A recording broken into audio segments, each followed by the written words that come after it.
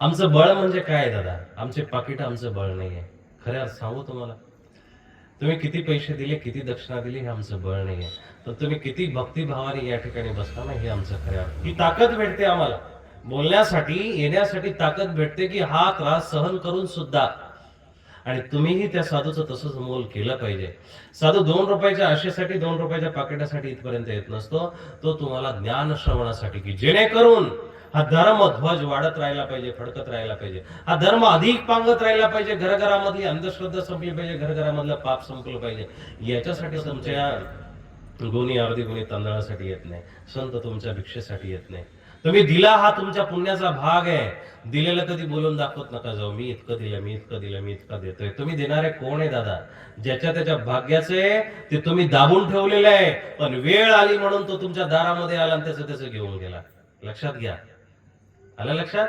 की तुमच्या खिशातून जर 100-500ची नोट निघाली, त्या साधूला तुम्ही दिली, ती तुमची नाहीये, ती तुम्ही दिलेली दक्षिणा नाहीये, त्या साधूची आहे. पण इतकं दिवस तुम्ही ती जपून ठेवली होती आपली म्हणून, पण त्या साधूची वेळ आली, त्या महात्म्याची वेळ आली, तो महात्मा त्याचं धन घेऊन गेला. मग ते भिक्षेचं धन असेल, अन्नाचं धन असेल, कशाचंही धन असेल. म्हणून अहंकाराचा वारा न लागो राजसा. तुमचा अहंकार या वस्तूंना दानाला लागला नाही पाहिजे. अर्जुनाला कृष्णाने विचारलं, कशासाठी आला बाबा? अर्जुन म्हणतो, देवा, परिस्थिती तुला माहिती आहे, युद्ध प्रसंग समोर टाकलेला आहे आणि अशा युद्ध प्रसंगामध्ये सगळ्यांचं लक्ष तुझ्याकडे लागलेलं आहे, की तू कोणाच्या बाजूने जातो. कृष्णाचा एकमेव पाठिंबा दोघांनाही आवश्यक आहे. पण दुर्योधन हा अल्पमती आहे. जी सांसारिक वृत्तीची माणसं असतात ना, ते देवाकडून सुद्धा प्रपंच मागतात. पण जी पारमार्थिक बुद्धीची माणसं असतात ना, ते देवाला देवच मागतात. लक्षात आलं? देवाला देवच मागितला पाहिजे. देव द्यायला आल्यानंतर आपण हा प्रपंच नाही मागितला पाहिजे. शुद्र गोष्टी तर आपल्या कर्मवशे प्राप्त होणार आहे, कनशीच्या ब्राह्मणाप्रमाणे भेटणार आहे, आपल्या पण भेटणार आहे, सगळं काही भेटणार आहे. पण देव भेटेल का? देव सहजासहजी भेटू शकणार नाही. म्हणून देव प्रसन्न झाले, या देवच मागितला पाहिजे. अर्जुनाला विचारलं, कसा आला बाबा? अर्जुन म्हणतो, प्रसंग माहिती आहे कृष्णा तुला. दुर्योधनाला विचारलं, तू कशासाठी आला? दुर्योधन म्हणतो, तुम्हालाही प्रसंग माहिती आहे, युद्ध आता सुरू होणार आहे आणि हे युद्ध सुरू झाल्यानंतर आता तुम्ही कुणाला पाठिंबा देता हे विचारण्यासाठी आम्ही आलेलो. देव म्हणतात, माझ्या 2 अटी आहेत. देवाने आतूनच ओळखलं होतं अर्जुन कशासाठी आलेला आहे, कृष्ण दुर्योधन कशासाठी आलेले आहे. पण नाटकं न करील तो कृष्ण कुठा? जो नाटक करू शकत नाही, जो अज्ञानी होऊ शकत नाही, तो कृष्ण नाही म्हणते ना. कृष्ण अज्ञानीपणाचं सोंग आणतो आणि विचारतो, की नेमकं मग तुम्हाला कोण हवंय? माझ्या 2 पार्ट्या आहे. एक तर एक माझी स्वतःची अपक्ष पार्टी, मी कोणाच्याच पक्षाचा नाही, पण सिंगल एकटाच राहणार. माझ्या बाजूला कोणीच नसणार आणि 18 अक्षयणी पैकी माझी जी काही नारायणी सेना आहे, ती सेना 56 कोटी यादवांची सेना मी तुम्हाला. दुर्योधन क्षणभंगूर, क्षणभरापर्यंत भुसकाळ्यात पडला. अर्जुन शांत आहे. अर्जुन काही बोलत नाही. देवा, तुला जसं येईल तसं कर, तुझ्यावरती निर्णय आहे. आता इथून पुढचं काम सगळं तुझं आहे. दुर्योधन, तुमचं कसं म्हणणं आहे, काय म्हणणं आहे? दुर्योधन म्हणतो, देवा ठीक आहे, तू सगळ्या गोष्टींनी परिपूर्ण आहे, सगळ्या गोष्टी तुला जमतात, पण तू एकटा काही युद्ध थोडं जिंकू शकतो. तुझ्यात किती ताकद आहे हे मला काही माहिती नाही. तुझी 56 कोटी यादवांची सेना मला दे. एका क्षणामध्ये पार्ट बदलल्या गेलं साहेब. एका क्षणामध्ये तिकडं सैन्य गेलं, इकडं नारायण म्हणजे कृष्ण राहिला, इकडे देव राहिला. आणि मग महाभारताचा परिणाम आहे, जहां कृष्ण खड़ा है वहां विजय खड़ा है. यत्र योगेश्वर कृष्ण तत्र पार्थो धनुर्धर, यत्र पार्थो धनुर्धर तत्र श्री विजयोर्भूतिर ध्रुवार नीतिर मतिर मम. जहां कृष्ण है, जहां अर्जुन है, जहां कृष्ण जैसा सारथी है, वहां श्री यानी ऐश्वर्यता लक्ष्मी विराजित है. वहां विभूति है, वहां विजय है, वहां पराक्रम है, वहां सौंदर्य है, वहां ऐश्वर्य, सब कुछ वहां है जहां कृष्ण. तुमच्या जीवनामध्ये, तुमच्या घरामध्ये, तुमच्या दारामध्ये जर कृष्ण असेल तर बाकी काही प्रश्नच उरत नसतात. जिथं जिथं कृष्ण उभा आहे तिथं दुसरे कुठलेच प्रश्न उभे राहणार नाही.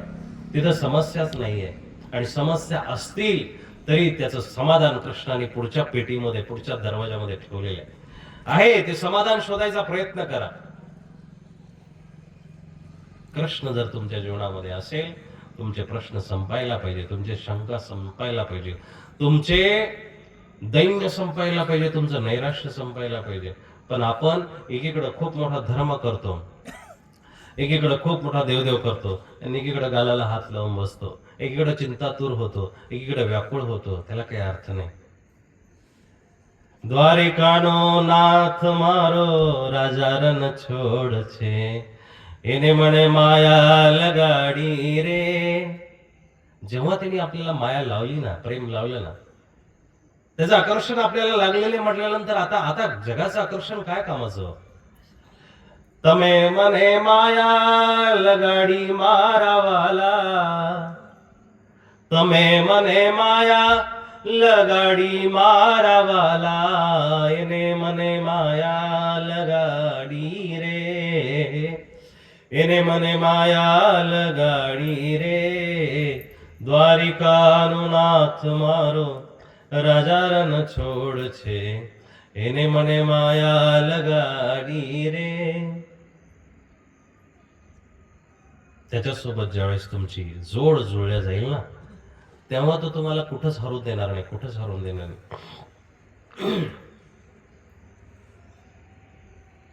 दुसरा प्रसंग असा आहे, कृष्ण सोबत असल्याचं तात्पर्य, कृष्ण सोबत असल्याचं सौंदर्य, कृष्ण सोबत असल्याचा पराक्रम, कृष्ण सोबत असल्याचा परिणाम किती सुंदर असतो बघा.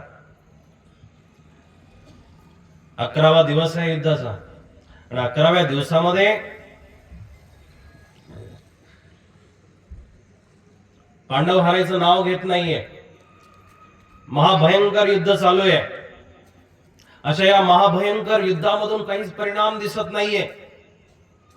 आणि मग दुर्योधनाने भीष्म पितामहाला डिवचलं. भीष्म पितामहाला डिवचलं. सर्वश्रेष्ठ माणूस येतोय कौरव कुळामधला किंवा पांडव माणसाला डिवचलं दुर्योधनानं. एक लहान 12-13 वर्षाचं पोरग जर बापाला म्हणत असेल, अरे तू कोण आहे, कसा आहे, बाप डिवचतो. तसा हा संपूर्ण कुळाचा पितामह असलेला माणूस आणि त्याला दुर्योधनाने डिवचलं. भीष्म पितामह, अहो शोभायला पाहिजे तुम्हाला. खुशाल तुम्ही निमटपणे युद्ध करताय. 11वा दिवस उगवलाय ना, 11व्या दिवसामध्ये पांडवामधला एकही माणूस गेलेला नाहीये, एकही माणसाच्या केसाला धक्का लागलेला नाही. तुम्ही नेमकं कुठल्या पक्षामध्ये आहात, तुम्हाला शरम वाटली पाहिजे. असे दुर्योधनाने बोल काढले भीष्माच्या प्रती आणि भीष्माची तळपायाची आग मस्तकाला गेली. दुर्योधना, ठीक बोलत नाहीये तू, तुला बोलण्याची पद्धत समजत नाहीये, तू लहान आहेस माझ्यापेक्षा, मी या सगळ्या कुळाचा पितामह असल्या कारणानं तुला मान मर्यादेचा भंग करताना लाज थोडी वाटत नाहीये. दुर्योधन म्हणतो, भीष्मा, लाज वाटण्यासारखं काही करत नाहीये. म्हातारे झाले असेल तर बाजूला बसा. युद्धामध्ये ऍक्टिंग करण्याची गरज नाहीये, तो डुप्लिकेटपणा दाखवायची गरज नाहीये, तो यापणा दाखवू नका. तुम्ही खऱ्या अर्थानं पांडवांच्या बाजूला आहात. तुमच्या मनामध्ये पांडवांना मारण्याची इच्छा नाहीये म्हणून तुम्ही असं वागत आहात. नाहीतर 11व्या दिवसापर्यंत भीष्मासारखा माणूस जर समोर उभा राहिला तर चळचळा पृथ्वी कापल, इतकं त्याचं क्रूरता आहे, इतकं त्याचं साहस आहे, इतकं त्याचा उत्साह आहे. आणि तुम्ही एकाही पांडवाच्या केसाला वाकडं करू शकले नाही. तुम्ही खऱ्या अर्थानं फुटलेले आहात. आणि भीष्माच्या हे शब्द जिव्हारी लागले आणि भीष्माने मग प्रतिज्ञा केली. भीष्माच्या 3च प्रतिज्ञा झाली आहे महाभारतामध्ये. भीष्माने 3 प्रतिज्ञा केलेल्या आहे महाभारतामध्ये. पहिली प्रतिज्ञा भीष्माची आहे, अजन्म ब्रह्मचारी राहणार आहे. पहिली प्रतिज्ञा भीष्माची आहे.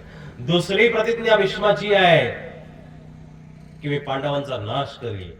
आणि तिसरी प्रतिज्ञा सगळ्यात महत्वाची भीष्माची आहे की मी कृष्णाला शस्त्र हातात मध्ये घ्यायला लागेल.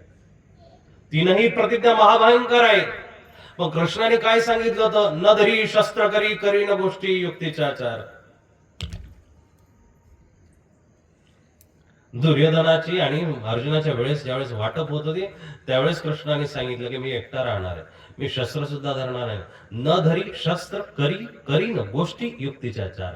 तुला थोडस जरा इकडचं तिकडचं सांगेल, राजकारण शिकवेल, थोडासा जरा डावपेच शिकवेल, कबड्डी होतो तो काय असेल ते शिकवेल, पण शस्त्र करी धरणार नाही. भीष्माने नेमकी तीच प्रतिज्ञा केली. भीष्म प्रतिज्ञा करतात की कृष्णाला शस्त्र धरायला लागेल. काय ताकद असेल त्या भक्तांची दादा. आपला आपला भाव किती शुद्र आहे हे लक्षात येईल की देव सहाय्य करतो की नाही, देव मदत करतो की नाही, देव खरंच आपलं काम करील का, विडा ठेवल्याने काम होईल का, किती प्रश्न असतात. देवाला गेल्यावरती आपले हे काम होईल का, नोकरी लागेल का, लग्न होईल का, लेकरं होतील का, बाळ होतील का, बरेचसे आणखी दुसरेही कामं असतात आपले जे सांगण्यासारखे नाहीये, ते कामं सुद्धा आपण देवावरती थोपवतो. साधं डोकं दुखत असलं तरी देवाला नाक रगडतो, डोकं रगडतो, देवाला डोकं बंद करायला लावतो. देव आपला नोकर आहे का हो? देवाला तुम्ही समजून काय बसले, हाताखालचं नोकर, कारकून, चाकर काय समजून बसले? आपलं लेकरू आपल्या घरामध्ये व्यवस्थित आपल्याला ऐकत नाही, त्याला आपण व्यवस्थित समजू शकत नाहीये, आणि देवाला आपण म्हणतो की तू माझं हे काम कर, ते माझं काम कर, हे माझं काम कर. एका अर्थानं आपण देवाला मालक म्हणतो, एका अर्थानं देवाला आपण जगाचा पिता म्हणतो, एका अर्थाने म्हणतो की माझ्या गाईला बरं कर, माझ्या म्हसडीला दूध चांगलं येऊ दे, माझ्या दुधाला फॅट लाग. काय काय प्रश्न आहेत आपले? देवाजवळच्या मागण्या आहे की नाही? माझी बाहेर बाधा जाऊ दे, माझं मन ठिकाण्यावर राहू दे, मला लेकरू होऊ दे, मला बाळ होऊ दे, काय नको ते मागणं आहे. देव असली कामं करायसाठी बसलेला नाहीये. देव नोकर नाहीये आपला. तो नोकर होतोही बघा, तसा तर तो मालक आहे. नोकर जर करायचा असेल तर तशी चाकरी आपल्याला त्याची करावी लागणार आहे. त्याची चाकरी आपल्याला तशी करावी. मग देवाने खऱ्या अर्थानं पांडवांची नोकरी केलेली आहे. आणि भीष्माने जशी प्रतिज्ञा केली, संध्याकाळची युद्ध संपायची वेळ आहे, आणि भीष्माची प्रतिज्ञा आहे की दुसऱ्या दिवशी निपांडवीय पृथ्वी करील. संपलेच पाहिजे पांडव. काय भीष्माची प्रतिज्ञा आहे दादा ती. अजन्म ब्रह्मचारी राहिला बापासाठी, शंतनूसाठी अजन्म ब्रह्मचारी राहिला. असं एखादं तरी पोरगा आहे का? बापाने जर 21व्या वर्षी 22व्या वर्षी लग्न लावून दिलं नाही तर 23व्या वर्षी गावातलीच कोणीतरी पळून घेऊन जाणारी आपली संतान आहे आजची. या भीष्मानी म्हणतात बापासाठी प्रतिज्ञा केली होती की मी अजन्म ब्रह्मचारी राहील. दुसरी प्रतिज्ञा आहे की पांडवांना संपवून टाकेल, आणि तिसरी प्रतिज्ञा कृष्णाला जो जगाचा मालक आहे, या सगळ्या युद्धाला जो आपल्या रिमोटच्या द्वारे, कंट्रोलच्या द्वारे सगळं फिरवतोय, त्या कृष्णाला हातामध्ये शस्त्र घेण्यासाठी लाव. संध्याकाळची वेळ झाली होती, युद्धविराम झालेला आहे, सगळे आपापल्या कक्षामध्ये गेलेले आहे. भीष्माच्या प्रतिज्ञेनं पांडवांच्या सोफ्यामध्ये, पांडवांच्या राहुटीमध्ये हालचाल माजलेली आहे. पांडव थोडेसे अस्थिर झाले. अर्जुन स्थिर बसलेला आहे. अर्जुन स्थिर बसलेला आहे, पण धर्मराज अस्वस्थ झाला, नकुल भीम अस्वस्थ झाले. अर्जुन स्थिर बसलेला आहे. अर्जुनाला माहिती आहे कॉन्ट्रॅक्टर आपला सेपरेट असल्या कारणानं हा कसं काम करायचं ते बघेल. तरीही कृष्ण अर्जुनाच्या राऊटीमध्ये येतात आणि विचारतात, अर्जुना अरे प्रतिज्ञा ऐकली का? देव बघा कसं मत बघत असत.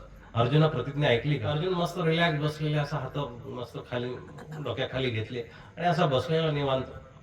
हो ऐकली ना, संध्याकाळी भीष्म काहीतरी बोलले म्हटले आमच्याविषयी.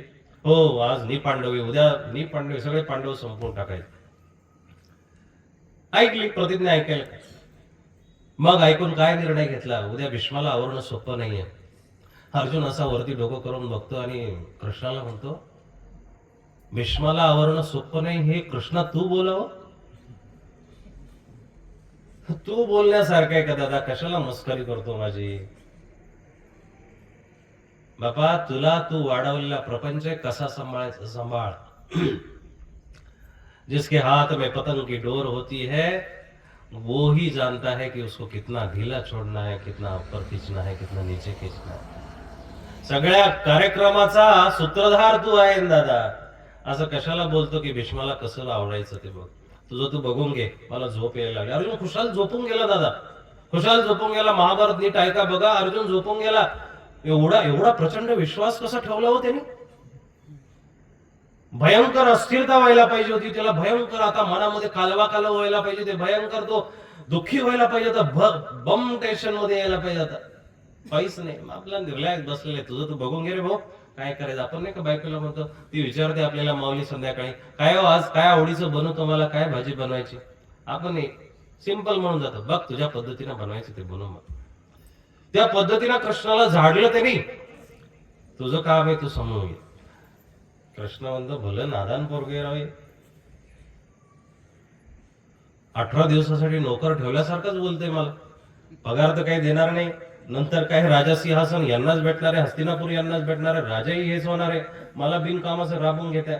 पण ज्याचा कृष्ण झाला ना दादा, तो तुमचे पाय धुवायलाही मागं पुढं पाहत नाही, तो तुमचे पाय धुवायलाही मागं पुढं पाहत नाही. आणि प्रसंग असा सांगतो, मग अर्जुनाच्या राहुटीमधून कृष्ण निघतात, राहुटीमधून निघाले आणि निघाल्यानंतर तिकडे महालामध्ये गेले. द्रौपदी जिथं बसली होती तिथं गेले आणि द्रौपदीला सांगितलं की द्रौपदी, जेवण वगैरे आटपून घे, तुझं जेवण वगैरे झालं का मला संदेश दे, आपल्याला एक काम आहे. द्रौपदीचं जेवण संपलं, कृष्णाला मेसेज आला आणि कृष्ण परत द्रौपदी जवळ गेले आणि द्रौपदीला शास शृंगार करायला लावला. भल्या रात्रीच्या 12-1 वाजता शास शृंगार कर, मस्तपैकी नट धट आणि हातभर चुडाभर, हातामध्ये बांगड्या भर चांगल्या, पायामध्ये पैंजण घाल, रात्रीचा शृंगार करायला लावला, डोक्याला कपाळभर कुंकू लाव. द्रौपदी अचंबित झाली, पण हा लीला करणारा लीलाधार आहे, याच्या लीला हात जाणे, त्याच्यामुळे द्रौपदीने एक शब्दही काढला नाही. देवाच्या मर्जीमध्ये जो खुश राहतो ना, तो खरा भक्त आहे. देवाला प्रतिप्रश्न करण्याची सुद्धा ज्याच्यामध्ये कुवत राहत नाही, ज्याच्यामध्ये इच्छा राहत नाही, तो खऱ्या अर्थानं धार्मिक आहे. पण देवाने दिलेल्या परिस्थितीवरती, देवाने दिलेल्या सुखादुःखावरती जो सतत प्रश्न करत राहतो, असं कसं काय झालं, असं कसं काय झालं, तो भक्त नाही म्हणता येणार. दुर्योधनाला द्रौपदीला रात्रीचं 12 वाजता सजायला कृष्णाने सांगितलंय, रात्रीचं 12 वाजता. देवाच्या मर्जीवरती कधी प्रश्न नाही केला पाहिजे. कबीराला एक पोरगा आला आणि विचारतो की कबीरजी, लग्न करायला पाहिजे की नाही, आणि लग्न करायची इच्छा आहे पण लग्न करावे की नाही. कबीर म्हणतात उद्या 12 वाजता आहे. ठीक आहे, येतो दुपारी 12 वाजता. दुसऱ्या दिवशी 12 वाजता आला तो. कबीराने आपल्या पत्नीला आवाज दिला आणि म्हटले की बाई, तू लालटेन घेऊन ये बाहेर, माझी सुई हरवली आहे. दुपारी 12 वाजता ती माऊली ही आतून लालटेन कंदील घेऊन आली आणि कबीराच्या हातामध्ये दिला. तो पोरगा पागल सारखा बघत होता, कबीर काय मूर्ख माणूस आहे, दुपारी 12 वाजले, इतकं मोठं ऊन आहे, भयंकर ऊन आहे, आणि ह्या उन्हामध्ये याला सुई सापडत नाही. अंगणामध्ये सुई पडलेली, म्हटले कबीर, आणि 12 वाजता यांना सुई सापडत नाही, एवढ्या सूर्यप्रकाशामध्ये खुशाल बायकोला लालटेन घेऊन बोलवले, आणि तीही याच्यापेक्षा मूर्ख, ती खुशाल लालटेन कंदील घेऊन आली, बाहेर आली आणि कबीराच्या हातामध्ये दिला. तो मुलगा कबीराला म्हणतो, तुम्ही दोघेही पागल दिसतात, मी उगाच तुमच्या जवळ आलो, प्रश्न केला. कबीर म्हणतात, बेटा पागल नाहीये, तुझ्या प्रश्नाचं उत्तर आहे. जर 12 वाजता मी तिला कंदील घेऊन बोलवलं आणि माझी सुई हरवली हे सांगितलं, हे तिला माहिती असून, सूर्यप्रकाश आहे हेही माहिती असून, तरीही ती कंदील घेऊन आली, बाहेर माझ्या हातामध्ये दिला. इतकी आज्ञाधार जर तुला मिळत असेल, आज्ञाधारक जर तुला बायको मिळत असेल, तर निश्चित लग्न कर. आणि जर प्रतिप्रश्न करणारी भेटत असेल तर तुला आयुष्यभर सुख लागणार. अशी जर बायको भेटली तर तुम्हाला खातानी प्रश्न आहे, येतानी प्रश्न आहे, काही त्याला अर्थ नाही. एक बाई त्या विहिरीमध्ये पडली आणि पडल्यानंतर लोक गोळा झाले. गोळा झाल्यानंतर लोकांचे प्रश्न असतात, काहीतरी टेन्शन आलं असेल म्हणून पडली, काहीतरी विष पडलं असेल म्हणून पडली, कुणी धक्का दिला असेल म्हणून पडली, बरेचसे प्रश्न. तेवढ्यात एक धडधाकट तरुण ज्याला पोहता येतं तर त्यांनी खाली विहिरीमध्ये उडी. लोकांचे प्रश्न चालूच आहे. बाई जरा थोडी विचित्रच होती बरं का, विहिरीमध्ये उड्या मारायचं काही कारण नव्हतं, बाईनं जरा काहीतरी चुकीचं केलं असेल, चोरी केली असेल, मारी केली असेल, वेगवेगळे प्रश्न चालू आहे. तो धाडसी तरुण खाली उतरला, त्यांनी पटकन त्या बाईला एका कठड्यावरती बसवलं आणि लोकांनी मग दावे बिवे टाकले आणि तिला वरती घेतलं. बाईचं पोटबीट दावलं आणि पोटातून पाणी काढलं, तोंडातून पाणी निघून आलं. निघून आल्यानंतर बाई शुद्धीवरती आली. मग तिचा नवरा, जवळची माणसं तिथं उभी होती, ती माणसं विचारतात, कागा बाई तू विहिरीमध्ये उडी घेतली, काय कारण? आणि लोकांना वाटलं काहीतरी सिरियस कारण निघाल, पण तिनं जे उत्तर दिलं ते ऐकून हसू येईल. ती म्हटली, बाबा रात्रीचे 10 वाजले होते, आमचं जेवण खाऊन झालं होतं, आणि जेवण खाऊन आता मगाशी जेवण खाऊन झाल्यानंतर नेमकं आमचं आता झोपायची वेळ होती आणि माझ्या नवऱ्याच्या मोबाईलवरती कोणाचा तरी मिस कॉल आला, आणि मिस कॉल आल्यानंतर ते बाहेर बोलायला गेले, मला थोडा संशय आला, आणि त्या संशयाच्या भरामध्ये मी राहवलं नाही म्हणून विहिरीमध्ये उडी घेतली. तिन्ही चारही कारण वेगळीच निघाली की नाही, चोरी केली असेल, ढकलून दिलं असेल. आपण नको ते तर्क लावत असतो, तर्कांना वेगवेगळं उदाहरण येत असतं, आणि तर्कनिष्ठ जर प्रपंचामध्ये जर बुद्धी असेल तर कधीच प्रपंच पुरा होऊ शकत नाही. कुठंतरी समर्पणाची बुद्धी असली पाहिजे. समर्पणाचं सगळ्यात मोठं उदाहरण स्वामींच्या प्रसंगामध्ये चरित्रामध्ये आलेले ते ससिकाचं. समर्पणाची बुद्धी असावी ससिक राजाची. तो ससा देवाच्या मांडीजवळ खाली येऊन बसला ना दादा, समर्पणाशिवाय नाहीये. माणसामध्ये सुद्धा त्यांनी आपला मित्र शोधला, सस तसं कुणाच्या जवळ येत नसतं, जवळ कुणाच्या फिरकत नसतं, पण ते आलं आणि मांडी खाली बसलं देवाच्या.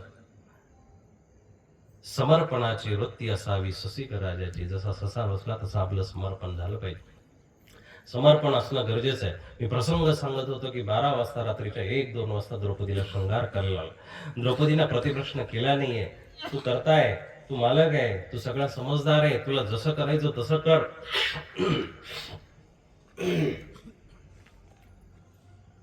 जसं करायचं तसं कर.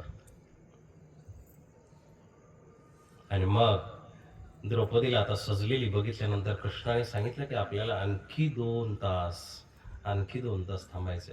रात्रीचा 1-1:30 झालेला आहे. 3-3:30 वाजता कुठेतरी कोंबडं हरवलं. 3 वाजल्याची वेळ झालेली आहे, शुक्राचा तारा दिसतोय. अशा वेळेला कृष्णाने आता द्रौपदीला घेऊन सोबत भीष्मांच्या राहुटीकडे प्रयाण केलेलं आहे. भीष्माच्या राहुटीकडे कृष्ण चाललेले आहे, सोबत द्रौपदी आहे. पण सोबत द्रौपदी चालत असताना द्रौपदीच्या पावलामध्ये ज्या खडाऊ होते, ज्या चपला होत्या, त्याचा आवाज येत होता. आणि मग कृष्णाने हळूच द्रौपदीच्या कानामध्ये सांगितलं की द्रौपदी, आपल्याला अशा ठिकाणी जायचे की तिथं मुंगीच्या पावलाचा सुद्धा आवाज नाही आला पाहिजे. अशा ठिकाणी आपल्याला जायचंय की तिथं पान जरी पडलं तरी आवाज नाही आला पाहिजे. टाचणी पडल इतकी शांतता तिथं आवश्यक आहे. एक काम करते का? काय करू कृष्णा? तुझ्या पायातल्या चपला माझ्याकडे दे. द्रौपदीला कृष्णाने चपला मागितल्या. कृष्णाने त्या चपला घेतल्या, आपल्या शेल्यामध्ये पितांबरामध्ये गुंडाळल्या, काखेमध्ये ठेवल्या आणि भीष्माच्या राहुटीकडे दोघं निघाले. आणि निघाल्यानंतर कृष्णाने दारावरती आपला तो थांबला आणि थांबल्यानंतर द्रौपदीच्या काळामध्ये सांगितलं की मध्ये जाऊन नेमकं काय करायचंय माहिती तुला? मध्ये जाऊन तू आता तुझ्या तोंडाला पूर्णपणे झाकून घ्यायचे. तोंडावरती पूर्णपणे बुरखा घे, पदर घे. आणि पदर गेल्यानंतर अशा पद्धतीनं मध्ये जा तू भीष्मांच्या राहुटीमध्ये की तुझ्या पायातलं पैंजण वाजलं पाहिजे, तुझ्या हातातल्या बांगड्या वाजल्या पाहिजे. अशा पद्धतीनं तू मध्ये जा. द्रौपदी म्हटली ठीक आहे, तुझे प्लॅनिंग तुला माहिती आहे, तू नेमका काय खेळ रचलाय, कसला खेळ रचलाय तुझं तुला ठाऊक आहे. पण याच्यातून नेमकं काय साध्य होईल सांगता येत नाही. अरे द्रौपदी, तू फक्त ऍक्टिंग तर कर, मी सांगतो तसं. आणि खऱ्या अर्थानं तो दिग्दर्शक वरती बसलेला आहे. दिग्दर्शक समजतो ना, डायरेक्टर. जैसा नाच नचावे उसमें राजी है हम सब. जसा त्याला खेळ करायचा असेल ना तसाच तो करणार आहे. तुमचं आमचं काही चालत नाही. आपण फक्त एक रंगमंचावरती असलेली कठपुतळी आहोत. त्या कठपुतळीप्रमाणे आपल्याला चालायचंय. आणि द्रौपदीला जसं कृष्णाने सांगितलं होतं तशी द्रौपदी आतमध्ये गेली. आणि आतमध्ये भीष्म 3:30 वाजता ध्यानमग्न झालेले. ध्यानमग्न ही कुणाच्या झालेले बघा. सगळीकडून गोल फिरतो. तो चक्रधारी असंच नाही म्हटलं जाणार, सगळीकडून गोल त्याच्याच बाजूला सगळं फिरतोय. तो ध्यानही कृष्णाचं करतोय. आणि डोळ्यामध्ये पाणी आणून भीष्म म्हणतायत की देवा, अरे काल चुकून प्रतिज्ञा केली, मी चुकून प्रतिज्ञा केली, उद्या पांडवीय पृथ्वी करायची आहे मला. कसं जमेल रे, कसं जमेल? तू त्यांचा सारथी आहे, तू त्यांचा रक्षित आहे. आणि खऱ्या अर्थानं मी तुझ्या भक्तांना मारण्याचा प्रण केलाय आणि तू तुझ्या भक्तांना मारून देशील. देवा, माझ्याकडून असलं पाप होऊ देऊ नको. भीष्म रडतायत, डोळ्याच्या अश्रूच्या धारा वाहत आहेत. आणि अशा अवस्थेमध्ये द्रौपदी गेली. आणि द्रौपदीला गेल्यानंतर भीष्मांच्या पायांना हात लावला. भीष्माच्या तोंडून आपसुक शब्द आले, कारण भीष्मांना असं वाटलं की दुर्योधनाची भानुमती माझ्या पाया पडायला आली आहे. म्हणून भीष्मांनी आशीर्वाद दिला, अष्ट सौभाग्यवती भव, सदैव सौभाग्यवती भव. आणि सदैव सौभाग्यवती भव म्हटल्यानंतर द्रौपदीनं घुंगट वरती केलं आणि भीष्मांच्या पायांना आणखी जोरात दाबलं. आणि मग भीष्मांना विचारलं की महाराज, काल बोलले होते ते खरं की आता बोलताय ते खरं? मग भीष्मने डोळे उघडले. डोळे उघडल्यानंतर भीष्म स्मित हसले. द्रौपदी, तू ज्याच्या प्लॅनिंग ना आलीये त्याचा प्लॅन खरा आहे, माझं काही नाहीये. तो जैसा रंग नाच नचावे कन्हैया, ज्या रंगामध्ये ज्या पद्धतीनं तो आम्हाला करवेल, जसं कार्य तो करवणार आहे तसं मी करणार आहे. मी करणारा कोण आहे? द्रौपदीला भीष्मांनी आशीर्वाद दिला. आणि द्रौपदीला हळूच भीष्म म्हणतात की अगं, एवढ्या रात्री आली, तुला भीती नाही वाटत? एवढ्या रात्री तू आली, तू ह्या राज्याची, ह्या परिवाराची कुलवधू आहेस, तुझ्या अब्रूला धोका लागेल ना, धक्का लागेल, तू अशा पद्धतीनं यायला नको होतं. ती म्हणते पितामह, माझी अब्रू कोण राखते तुम्हाला माहिती आहे? माझी अब्रू राखणारा तो आहे, त्याच्यामुळे माझ्या अब्रूला काही केसराही धक्का लागू शकत नाही. भीष्म म्हणतात मग कुठे आहे तो अब्रू धारणारा, राखणारा? द्रौपदी म्हणते तो बाहेर गेटवरती उभा आहे, दरवाजावरती उभा आहे. भीष्म धावत पळत जातात आणि मग कंदील भीष्मांनी समोर केला. त्यांनी सुद्धा काळी गोंगडी घालून आलेला होता. तो सुद्धा काळी गोंगडी घालून आलेला आणि तो तो आपल्या विचारामध्ये कधी बाहेर येते, कधी बाहेर येते. तेवढ्यात भीष्म आले, कंदिलामध्ये बघितलं, त्याचं कृत्य काळ, तोही काळा, घोंगडी काळी आणि रात्रही काळी. बघा तालमेळ. आणि मग प्रणाम केला कृष्णाला. कृष्णाला जसा प्रणाम करणार तसा कृष्णाने, भीष्म ज्येष्ठ असल्या कारणानं भीष्मांचे हात धरले आणि गळ्यामध्ये भेटायला लागले. पण गळ्यामध्ये भेटण्यापूर्वी कृष्णाने ज्यावेळेस भीष्माचे हात धरले, त्यावेळेस कृष्णाच्या काखामध्ये द्रौपदीच्या ज्या वाहना होत्या त्या धाडकन खाली पडल्या आणि त्या भीष्माने पाहिल्या आणि भीष्माने त्या ठिकाणी टाहो फोडला की कृष्णा, ज्या भक्तांचा तू रक्षक आहे, ज्या भक्तांचा तू कैवारी आहे, ज्यांच्या वाहना तू राखतोस, त्यांच्या केसाला तरी धक्का लागून दिसेल का रे बाबा? त्यांच्या केसालाही धक्का लागणार. पांडवीय पृथ्वी निपांडवीय करायचं की नाही करायचं हे तुझ्या हातामध्ये आहे, माझ्या हातामध्ये काहीच नाही.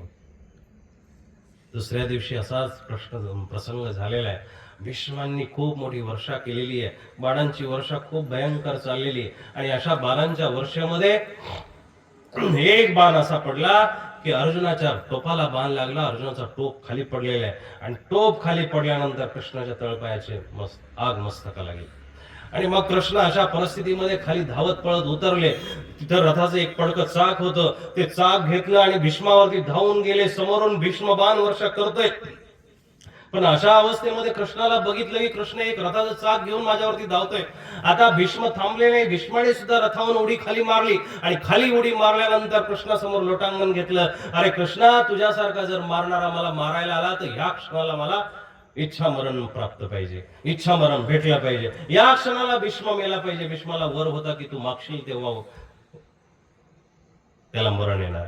भीष्माने त्या क्षणी कृष्णासमोर कबूल केलं, तुझ्यासारखा मारणारा असेल तर मरण सुद्धा कबूल आहे, माझं मरण सुद्धा सुंदर होणार आहे, सुगंधी होणार आहे. तुझ्या मांडीची उशी नशिबी कशी मिळे आम्हा, तुझ्या मांडीची उशी नशिबी कशी मिळे आम्हा, ती मिळविण्या काय करावे, सांग तू परब्रह्मा दयाळा, सांग तू परब्रह्मा. देवाला आपल्याला प्रार्थना करता आली पाहिजे ना बाबा. आम्ही इतकं भाग्यवान नाहीये की आम्हाला आश्रमात मरण येईल, आम्ही इतकं भाग्यवान नाहीये की आम्हाला सत्संगात मरण येईल, आम्ही इतकं भाग्यवान नाहीये की आम्हाला देवदेव करता मरण येईल. पण देवा, एवढं तरी आमचं भाग्य दे की शेवटच्या समयाला तुझं नाम तर आठवत मरण येऊ दे. शेवटच्या समयाला तुझं नाम आठवत आम्हाला मरण भेटलं पाहिजे, देवदेव करत आम्हाला मरण भेटलं पाहिजे. इतना तो करना स्वामी जब प्राण तन से निकले, गोविंद नाम लेकर मेरे प्राण तन से निकले. देवा, तुझ्याशिवाय शेवटच्या क्षणाला कुणी नकोय रे, शेवटच्या क्षणाला कुणी नकोय. भीष्म देवासमोर नतमस्तक झाले, अश्रूंनी श्रीकृष्णाचे चरण धुतले आणि मग भीष्माने प्रश्न केला की देवा, अरे तू प्रतिज्ञा तोडली, प्रतिज्ञा तोडायचं कारण काय? तू तो प्रतिज्ञाबद्ध आहेस, तू प्रतिज्ञाबद्ध आहेस तरी तू प्रतिज्ञा तोडली. तेव्हा कृष्णाचे उद्गार आहे की प्रबल प्रेम के पाले पडकर प्रभू को भी नियम बदलते देखा. प्रेमाच्या वश मी आहे, प्रेमामध्ये मी इतका बांधल्या गेलेला आहे की मला तो नियम तोडावा लागला. आणि मग माझ्या उद्धव अर्जुनाच्या केसाला जरी धक्का लागला तर एरीवाहीचे डहुळ एरीवाही घालती, ही पृथ्वी दुसऱ्या पृथ्वीवर आपटून मी याचा नाश करून टाकेल, संहार करून टाकेल. इतकी ताकद भक्तीमध्ये आहे, इतकी ताकद, इतकी सामर्थ्य इतकं सामर्थ्य भक्तीमध्ये आहे. ती भक्ती तुम्हाला करता आली पाहिजे. ती भक्ती अर्जुनाने केलेली आहे, ती भक्ती भीष्माने केलेली आहे. ही भक्ती आपल्या जीवनामध्ये जर असेल तर आपल्याला खऱ्या अर्थानं परमात्मा बोलवते. खऱ्या अर्थानं परमात्मा आपल्या जीवनामध्ये नक्कीच येईल. त्या भक्तीचा आपण अभिमान बाळगा. ती भक्ती तशा पद्धतीने करा. ती भक्ती जर आपण तशा पद्धतीने केली तर देवाला नक्कीच इथे